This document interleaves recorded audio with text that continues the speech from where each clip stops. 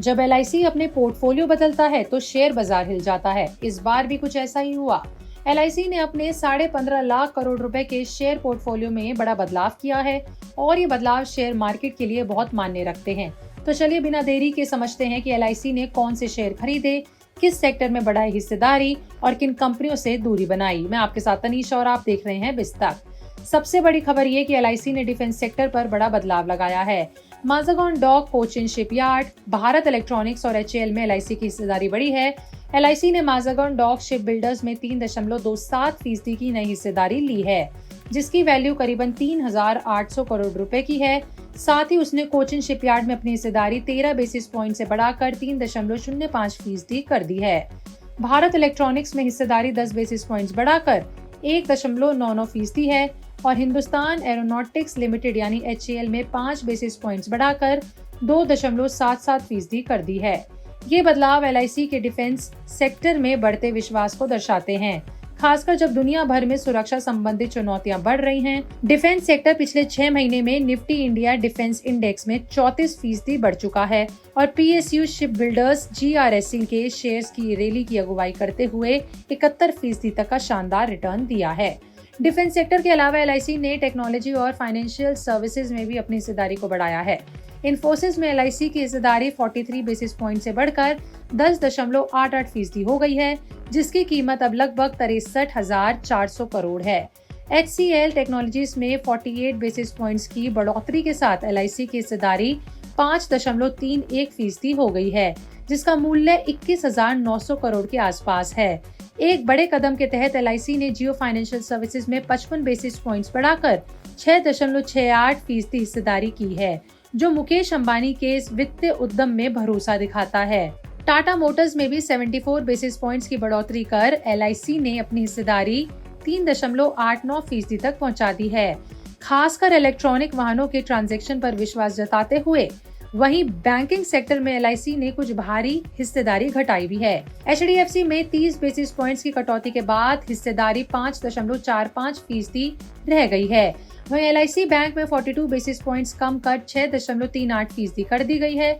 लेकिन सरकारी बैंकों में एलआईसी ने निवेश बढ़ाया है। बैंक ऑफ बड़ौदा में 61 बेसिस पॉइंट्स की बढ़ोतरी के साथ हिस्सेदारी बढ़ाकर 7.51% कर दी गई है। कैनरा बैंक में 13 बेसिस पॉइंट्स बढ़ोतरी के साथ 5.85% की बढ़ोतरी हुई।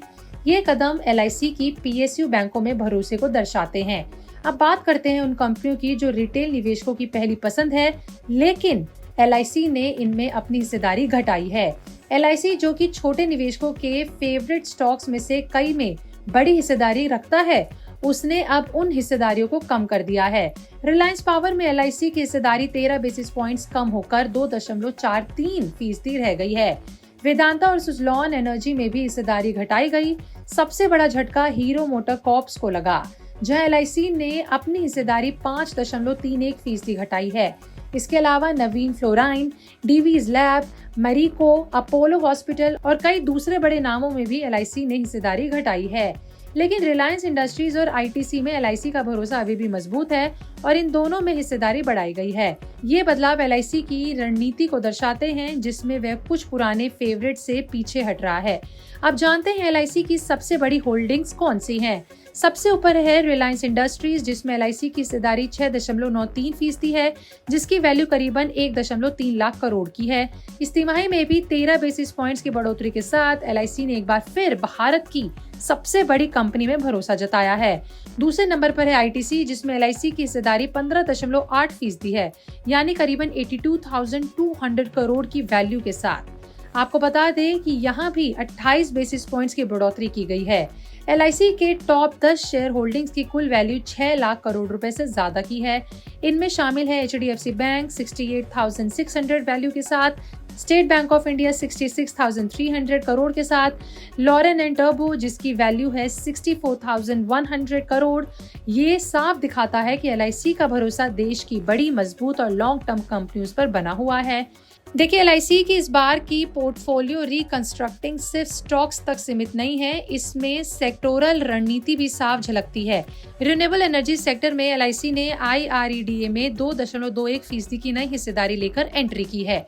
इंफ्रास्ट्रक्चर सेक्टर में आरवीएनएल में अपनी हिस्सेदारी 22 बेसिस पॉइंट से बढ़ाकर 6.06% कर दी है। वहीं कंज्यूमर गुड्स सेगमेंट में पतंजलि गुड्स में बड़ा दाव लगाया है, हिस्सेदारी 148 बेसिस पॉइंट से बढ़ाकर 9.14% कर दी है। शेयर बाजार फिलहाल रिकॉर्ड हाई पर है। ऐसे में एलआईसी का ये सेलेक्टिव और सेक्टर फोकस निवेश ये दिखाता है कि कंपनी वैल्यूएशन को लेकर सतर्क है, लेकिन भारत की लॉन्ग टर्म ग्रोथ स्टोरी पर भरोसा कायम रखे हुए हैं। अगर आपको ये वीडियो पसंद आती है तो लाइक करें, शेयर करें और हमारे चैनल को सब्सक्राइब करें। आपका क्या विचार है एलआईसी के इस बदलाव पर? कमेंट में बताएं।